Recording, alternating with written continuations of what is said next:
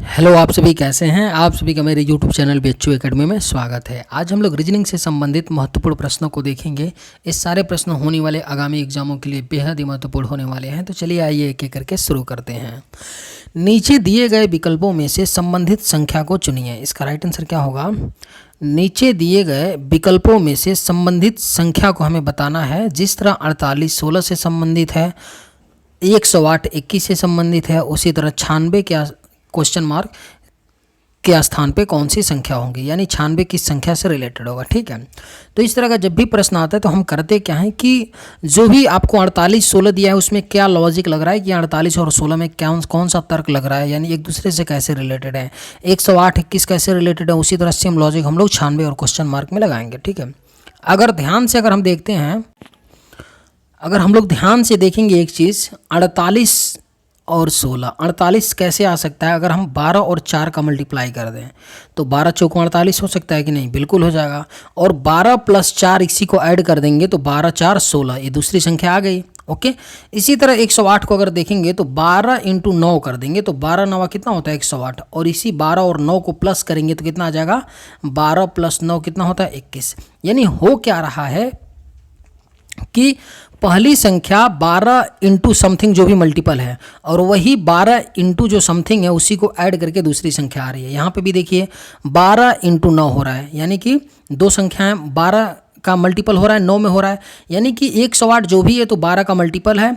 जिस भी संख्या के साथ मल्टीपल है उसको क्या करेंगे? ऐड कर देंगे तो दूसरी संख्या आ जाएगी। उसी तरह हम लोग क्या कर लेंगे, इसमें 96 में देख लेते हैं कि 12 और कितने का मल्टीप्लाई करेंगे तो 96 आ जाएगा 8 का, 12 बट्ठे 96। और 12 तो क्या करेंगे, क्वेश्चन मार्क के स्थान पे क्या आएगा? 12 + 8 ऐड कर देंगे तो 12 8 कितना होता है? 20। तो हमारा करेक्ट आंसर क्या आ जाएगा क्वेश्चन मार्क के स्थान पे? 20। तो इसका राइट आंसर क्या है? ऑप्शन सी है 20। उम्मीद करते हैं कि आप लोग समझ पाए होंगे। चलिए अगले प्रश्न पे चलते हैं। नीचे दी गई श्रृंखला श्रेणी में प्रश्नवाचक चिन्ह के स्थान पर कौन सी संख्या आएगी? सीरीज का प्रश्न दिया गया है आपका 549 508 467 426 385 और क्वेश्चन मार्क के स्थान पे क्या आएगा पूछा जा रहा है। अगर ध्यान से एक चीज़ आप लोग देखेंगे ना तो दो संख्याओं के बीच में जो डिफरेंस है ना, क्या है? बहुत ज़्यादा नहीं है, बहुत ज़्यादा नहीं है तो बहुत कम भी नहीं है। और एक और चीज़ देखेंगे तो जितनी भी संख्याएं इसमें है ना, तो यहाँ पे 549 से 508 हो रहा है, यानी घट रहा है। 467 हो रहा है, 426 हो रहा है, 385 हो रहा है, यानी घट रहा है। यानी कहीं ना कहीं इसमें से क्या हो रहा है? कोई ना कोई संख्या क्या हो रहा है? माइनस हो रहा है। ओके, तो 549 में से क्या माइनस करेंगे कि 508 आ जाएगा। अगर -41 कर देंगे 549 में से तो 508 आ जाएगा। सेम अगर 508 में से क्या करेंगे, अगर पुनः -41 कर देंगे तो 467 आ जाएगा। 467 में से -41 करने पे कितना आ जाएगा? 426। यानी ये माइनस पुनः 41 कर देंगे तो 385 आ जाएगा। तो यहाँ पे 385 में क्या करेंगे? -41 कर देंगे तो हमारा क्या आ जाएगा?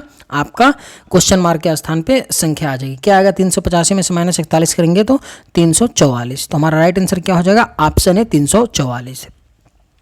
क्योंकि जब भी देखिए, जब भी दो संख्याएं आपको पता चल जाए कि दो में जो भी हम डिफरेंस लिए हैं सेम है, -41 तो तीसरे में भी क्या होगा? -41 ही होगा। ज़्यादा दिमाग लगाने की जरूरत नहीं होती है, क्योंकि अगर -41 यहाँ पहले वाले में था और दूसरे वाले में कुछ और होना होता, मान लीजिए -40 होना होता या -38 होना होता, तो यहीं पर हमें पता चल जाता। ठीक है, हमें जब दो पता चलेगा कि -41 हो रहा है तो आगे भी यही क्रम चलेगा। ठीक है, उम्मीद करते हैं कि आप लोग समझ पाए होंगे। चलिए अगले प्रश्न पे चलते हैं। निम्नलिखित प्रश्न में दिए गए विकल्पों में से विषम शब्द का चयन करें। इनमें से हमें विषम शब्द बताना है। आपका दिया है बाज है, बंदर है, बिल्ली है, कुत्ता है। ओके, बाज, बंदर, कुत्ता, बिल्ली, तीन एक दूसरे से किसी न किसी रूप में रिलेटेड हैं और एक क्या है? भिन्न है। अगर ध्यान से एक चीज़ देखें, बिल्ली, बंदर और कुत्ता ये क्या होते हैं? जानवर होते हैं। क्या होते हैं? तीनों जानवर होते हैं कि नहीं? बिल्ली, बंदर, कुत्ता जानवर होते हैं। लेकिन बाज एक क्या है? बाज की अगर बात करें तो यह एक क्या है? पक्षी है। तो इसलिए हमारा विषम क्या हो जाएगा? बाज हो जाएगा, क्योंकि यह एक पक्षी है और बाकी बिल्ली, बंदर, कुत्ता क्या है? ये तीनों जानवर हैं, इसलिए ये जानवर से रिलेटेड तीनों हैं। जबकि बाज क्या है? एक पक्षी है, इसलिए बाज क्या है? इन चारों में विषम है। उम्मीद करते हैं कि आप लोग समझ पाए होंगे। चलिए अगले प्रश्न पे चलते हैं। किसी विशेष कूट भाषा में इंडिया को 914491 लिखा जाता है, तो उसी कूट भाषा में दिल्ली को किस प्रकार लिखा जाएगा हमें बताना है। ओके, जब भी ऐसा प्रश्न आए तो आपको बिना सोचे क्या करना है, प्लेस वैल्यू से जाना है, बिना सोचे दिमाग नहीं लगाना है।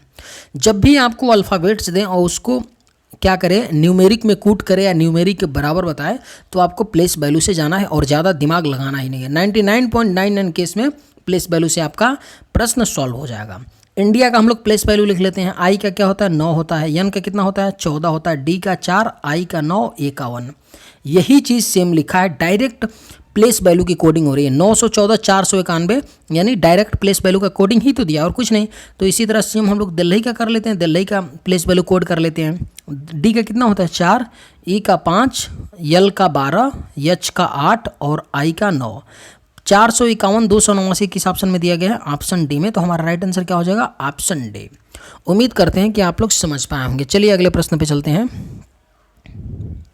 नीचे दी गई प्रश्न आकृति में लुप्त संख्या ज्ञात कीजिए। एक आपको यहाँ पे ट्रायंगल दिया है और उसमें कुछ नंबरिंग की गई हैं और उसके बाद नीचे खाली स्थान है, वहाँ पर पूछा जा रहा है कि क्या आएगा क्वेश्चन मार्क के स्थान पे। यह प्रश्न बेहद ही मतलब बहुत ही अच्छा प्रश्न है, अच्छे लेवल का प्रश्न है। इस तरह का जब भी प्रश्न आता है, अगर आप लोग प्रैक्टिस नहीं किए रहेंगे इस टाइप के प्रश्नों को, तो आप लोग नहीं कर पाएंगे। पहली नज़र में तो नहीं हो सकता, हम बहुत देखेंगे तो क्या करेंगे, ऊपर 7 हो रहा है, नीचे 4 2 6 हो रहा है, यहाँ 252 हो रहा है, 252 हो रहा है। तो 7 4 2 6, यहाँ 7 सम है, यहाँ 6 है और यहाँ 7 है, तो यहाँ भी 6 आना चाहिए। 5 2 7 1 8, लेकिन यही सम आ गया। तो बहुत मुश्किल वाला एक अच्छा सवाल है, ठीक है। इसको अगर थोड़ा सा और दिमाग लगाएंगे, थोड़ा सा, हम लिखेंगे नहीं, आप लोग को डायरेक्ट समझाने की कोशिश करेंगे। आप 7 को एक डिजिट मानिए, पुनः 42 को आप 42 डिजिट मानिए और 252 को पूरा 252 मानिए और 15 2 क्वेश्चन मार्क की भी पूरी एक संख्या है। तो ध्यान से देखेंगे तो 7 में अगर 6 का मल्टीप्लाई कर देंगे तो नीचे वाला 42 आ जाएगा और 42 में पुनः हम 6 का मल्टीप्लाई कर रहे हैं तो 6 2 12 6 6 24, यानी 252 आ रहा है। यानी हो क्या रहा है कि पहले हम 7 में 6 का मल्टीप्लाई किए तो 42 आ गया, पुनः 42 में हम 6 का मल्टीप्लाई किए तो 252 आ गया। तो अगली संख्या भी कैसे आएगी, अगर 6 का मल्टीप्लाई 252 में कर देंगे तो अगली संख्या आ जाएगी ना। तो मल्टीप्लाई कर लेते हैं। 6 2 12, 6 5 30 31 का 1 हासिल 3, 6 2 12 3 15, 1512। ओके, हमारा 15 दिया है, लास्ट में 2 दिया है और 1 मिसिंग है, तो क्वेश्चन मार्क के स्थान पे क्या आ जाएगा, 1 आ जाएगा। तो राइट आंसर क्या हो जाएगा, ऑप्शन बी। उम्मीद करते हैं कि आप लोग समझ पाए होंगे। चलिए अगले प्रश्न पे चलते हैं। निम्न अक्षर संख्या प्रतीक श्रृंखला के आधार पर पूछे गए प्रश्न का उत्तर देना है। पूछा क्या जा रहा है, आपको यहाँ पे नंबर्स दिए हैं, अल्फ़ाबेट्स दिए हैं और कुछ साइन दिए हैं, एक सीरीज बना है। पूछ रहा है कि यदि श्रृंखला से सभी संख्याओं को हटा दिया जाए तो निम्न में से कौन सा दाएं से छठा होगा। बेहद ईजी प्रश्न है। आपको बोल रहे हैं कि सीरीज से सारे संख्याओं को हटा दीजिए। हम लोग चलिए हटा देते हैं। 6 हटा दिए, 2 हटा दिए, 2 हटा दिए, 9 हटा दिए, 8 हटा दिए। ज़्यादा मत हटाइए क्योंकि दाएं से छठा ही पूछ रहा है, तो दाएं से छठा गिन लीजिए।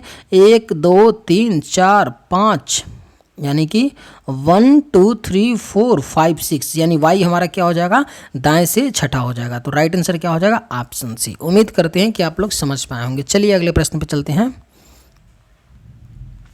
निम्नलिखित में से कौन सा विकल्प दिए गए चित्र के सही दर्पण प्रतिबिंब को दर्शाता है। स्ट्रॉन्ग के लिए हमको क्या करना है, दर्पण प्रतिबिंब बनाना है। तो हम आपको हमेशा बताते हैं कि ऐसा जब भी प्रश्न आए तो ये इजी प्रश्न होता है, इसको ऑप्शन से आप लोग लेके निकलिए। जब भी हम लोग यहाँ पे दर्पण रखेंगे तो जी क्या होगा, पहले बनेगा, और जी पहले बनेगा तो जी कुछ ऐसे बनेगा। कैसे बनेगा, जी कुछ ऐसे बनेगा, ऐसे ऐसे ही तो जी बनेगा ना, बिल्कुल बनेगा। और इस तरह का जी किस ऑप्शन में दिया गया है, ऑप्शन बी में केवल दिया गया है। तो हमारा राइट आंसर क्या हो जाएगा, ऑप्शन बी। आपको यहाँ जी ऐसे करके बनाने की भी जरूरत नहीं थी, ठीक है। आपको इतना देखते हैं जी पता चल जाता कि ऐसे बनेगा, और ऐसे किस ऑप्शन में, ऑप्शन बी में है। डी में तो क्या है, सीधा बना है। सी वाला में क्या है, आपका जल प्रतिबिंब बना दिया है, और ये यस से स्टार्ट किया तो ये तो होगा नहीं। हमारा राइट आंसर क्या हो जाएगा, ऑप्शन बी बचा, बी राइट आंसर हो जाएगा। चलिए अगले प्रश्न पे चलते हैं। नीचे दिए गए विकल्पों में से संबंधित शब्द को चुनिए। जिस तरह पहिया तिल्ली से रिलेटेड है, उसी तरह पंखा क्वेश्चन मार्क के स्थान पे क्या होगा। जब भी ऐसा आपको प्रश्न मिले तो जो भी शब्द दिया होता है ना, तो शब्दों के बारे में थोड़ी बहुत अगर जानकारी आपके पास है तभी इस तरह के प्रश्नों को आप कर पाएंगे, ठीक है। पहिया की बात करते हैं तो पहिए में क्या होता है, तिल्ली होता है। तिल्ली क्या होता है, पहिए में होता है ना। तो पंखा में क्या होता है, जो फैन होता है उसमें क्या होता है, पंखे संग जो फैन पंखा होता है उसमें पंख ही तो होते हैं। 3 पंख होते हैं, 4 पंख होते हैं, ऐसे ही तो होते हैं। तो यानी क्या होता है, इसका राइट आंसर क्या हो जाएगा, ऑप्शन ए हो जाएगा। जिस तरह पहिए में तिल्ली होता है उसी तरह पंखा में क्या होता है, पंख होता है। चलिए अगले प्रश्न पे चलते हैं। उस वेन आरेख का चयन करें जो दिए गए वर्गों के बीच संबंध को सर्वोत्तम रूप से दर्शाता है। दवाई दिया है, कर्करोग दिया है, रोग दिया है। ठीक है, हमको इसके लिए डायग्राम बनाना है कि डायग्राम क्या बनेगा। कर्करोग क्या होता है, एक रोग होता है।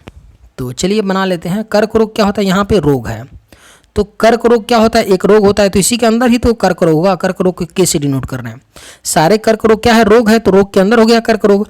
लेकिन दवाई का कर्करोग और रोग में कोई रिलेशन है नहीं, तो दवाई के लिए हम यहाँ बना लेते हैं 10 से दवाई, और यहाँ पे क्या होगा, कुछ आपका ऐसे वाला, कुछ ऐसे, यानी कि यहाँ पे एक हो गया, एक यहाँ पे हो गया, एक यहाँ पे, यानी ये आपका क्या है, दवाई है, और ये क्या है, कर्क रोग है, और ये क्या है, डिजीज डी है।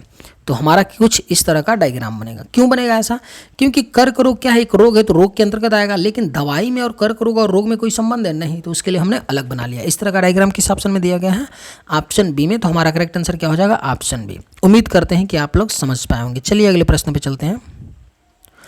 4:37 दोपहर बाद के समय पर मिनट की सुई और घंटे की सुई के बीच कितना न्यून कोण होगा। हमें बताना है कि 4:37 पर घड़ी में कितना एंगल का कोण बनेगा। यह एक फिक्स सेट पैटर्न का प्रश्न होता है। इसके लिए एक फॉर्मूला होता है कि कोण बराबर क्या होता है कि 60 इंटू घंटा minus 11 into minute divided by 2। इसी फार्मूले में रख दीजिए। एच की जगह घंटा यानी 4 रखेंगे हम लोग, और मिनट की जगह 37 रखेंगे। इसी को सॉल्व करेंगे, हमारा आंसर आ जाएगा। चलिए कर लेते हैं। 4 इंटू 60 माइनस 11 इंटू 37। एक चीज़ और समझिएगा, यहाँ जो माइनस का चिन्ह है ना, तो हम डिफरेंस लेते हैं। ऐसा नहीं है कि अगर ये छोटी संख्या आ गई आगे वाली और ये बड़ी आ गई तो माइनस में वैल्यू आ जाएगा, ऐसा नहीं होता। हम यहाँ डिफरेंस लेते हैं, ठीक है। तो ये कितना हो गया 240, और ये कितना होगा 11 7 77, 11 3 33 और 7 40, 407। ठीक है, 2 डिफरेंस ले लेंगे, 240 में से निकाल देंगे तो 160। ठीक है, कितना आ जाएगा 407 में से 240 निकालेंगे, 7 आ गया, 10 में से 4 जो 6 आ गया, और 3 167। यानी कि हमारे पास क्या आएगा 167 डिवाइडेड बाई 2, और इसको सॉल्व करेंगे तो क्या आएगा 2 8 16, कितना आ जाएगा 83.5 आ जाएगा। यही तो आएगा ना, 2 8 16, 2 3 6, 2 5 10, 167/2 आएगा। इसको सॉल्व करेंगे तो क्या आएगा 83.5 आएगा। तो हमारा राइट आंसर क्या हो जाएगा, ऑप्शन ए हो जाएगा।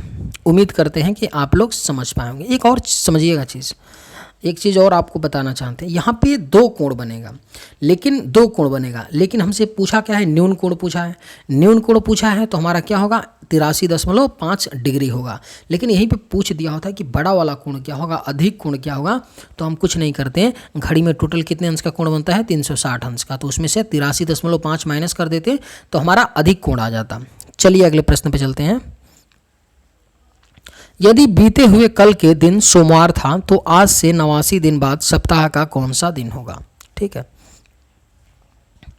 आपका कैलेंडर का प्रश्न है, बेहद इजी प्रश्न है। आप लोगों को एक बात पता होना चाहिए कि हर 7वें दिन बाद सेम डे रिपीट करता है, और विषम दिन निकालने के लिए हम क्या करते हैं, जो भी दिन दिया होता है उसको 7 से डिवाइड कर देते हैं, जो रिमाइंडर होता है वो विषम दिन होता है। कह रहे कि बीते हुए कल के दिन सोमवार था, यानी आज से पिछला दिन यहाँ पे क्या था, सोमवार था। ठीक है, तो आज क्या होगा मंगलवार, यही तो है ना, प्रेजेंट में क्या होगा मंगलवार हो जाएगा। यानी आज मंगलवार है तो 89 दिन बाद क्या होगा। अब 89 दिन बाद पूछ रहा है तो हम 89 में क्या निकाल लें, शेष दिन। 7 से डिवाइड कर देंगे तो 7 से डिवाइड करेंगे कितना बार में जाएगा, आपका रिमाइंडर क्या बच जाएगा, 7 1 में 7, 1 और 1 बचा, 7 दूना 14, यानी 12 7 84, 5 हमारा रिमाइंडर बच गया। रिमाइंडर कितना आ रहा है 5 आ रहा है। तो हम क्या करेंगे, आज तो मंगलवार है, 5 और उसमें ऐड कर देंगे शेष, क्योंकि 5 ही आ रहा है तो 5 ऐड कर देंगे। तो मंगलवार, बुधवार, बीएफए, शुक्र, शनिचर, इतवार क्या आ जाएगा, हमारा रविवार आ जाएगा। तो इसका राइट आंसर क्या हो जाएगा, ऑप्शन ए। उम्मीद करते हैं कि आप लोग समझ पाए होंगे। चलिए अगले प्रश्न पे चलते हैं। गरिमा उत्तर की ओर 12 मीटर चलती है और फिर दाईं ओर मुड़ती है। आपका डायरेक्शन का प्रश्न है, पूरा प्रश्न आप कभी भी मत पढ़िए, ठीक है। मैं सलाह दूंगा कभी मत पढ़िए, क्योंकि आपको ये पता चलेगा कि डायरेक्शन का है तो सबसे आप लास्ट में एक बार पढ़िए कि आपसे पूछ क्या रहे हैं। या ऑप्शन देख लीजिए, ऑप्शन में देख रहे हैं न्यूमेरिक वैल्यू भी पूछ रहा है और डायरेक्शन भी पूछ रहा है कि किस दिशा में उसका मुख है, ऐसा ही कुछ पूछ रहा है। वह आरंभ बिंदु से कितने मीटर दूर है और किस दिशा में है, दो चीज़ें पूछ रहा है। तो हमें करते वक्त न्यूमेरिक को भी और डायरेक्शन दोनों चीज़ को ध्यान में रखना होगा। एक चीज़ और आप लोग देखिए, आप लोगों को पता होना चाहिए कि ऊपर नॉर्थ होता है, नीचे साउथ होता है, इधर ईस्ट होता है, इधर वेस्ट होता है, ठीक है। यही आपका डायरेक्शन होता है, यानी कि उत्तर दक्षिण पूर्व पश्चिम। इसको ध्यान में रख करके हम लोग इनको गरिमा जी को चलाएंगे। चलिए इनको चलाते हैं, जैसे जैसे बोल रहा है क्वेश्चन। गरिमा जी उत्तर की तरफ 15 मीटर चलती हैं, चलिए ठीक है, इनको हमने 15 मीटर चला दिया, ओके। फिर वो दाईं मुड़ती हैं और 20 मीटर चलती हैं, ठीक है, 20 मीटर इनको चला दिए, दाईं मुड़ गए, ओके। उसके बाद फिर वो बाईं मुड़ती हैं और 5 मीटर चलती हैं, बाईं मुड़ा दिए और 5 मीटर इन्होंने चल दी, ठीक है। और अंत में वह पुनः बाईं मुड़ती हैं और 20 मीटर चलती हैं, अंत में पुनः बाईं मुड़ती हैं और 20 मीटर चलती हैं। यहाँ पे एक चीज़ ध्यान दीजिएगा, अगर ये 20 हो रहा है, ये इधर यहाँ 20 चल रही हैं, तो यहीं पे तो आ जाएंगे ना, क्योंकि यहीं तो 20 चली थी ऑलरेडी, ये 20 दिया है, तो पुनः बाएं मुड़ी थी, 5 चली थी, पुनः बाएं मुड़ के 20 चल रही हैं, तो यहीं आ जाएगी, यानी कि सीधे इस सीधे में आ जाएंगी। यहाँ से यहाँ तक 15 दिया है और ये 5 दिया है, तो ये भी 5 हो गया, तो टोटल कितना हो गया, यहाँ पे अभी हैं तो 15 5 20 हो गया, 20 आ गया। यानी कि आरंभ से क्या है, 20 मीटर किस दिशा में है, ये कौन सा दिशा ऊपर पड़ता है, उत्तर पड़ता है। उत्तर में किस ऑप्शन में दिया है, ऑप्शन नंबर बी में दिया है। तो हमारा राइट आंसर क्या हो जाएगा, ऑप्शन बी, 20 मीटर उत्तर दिशा में। चलिए आज के वीडियो में बस इतना ही। अगर आप लोगों को ये वीडियो पसंद आए तो एक लाइक ज़रूर कीजिएगा। थैंक्स।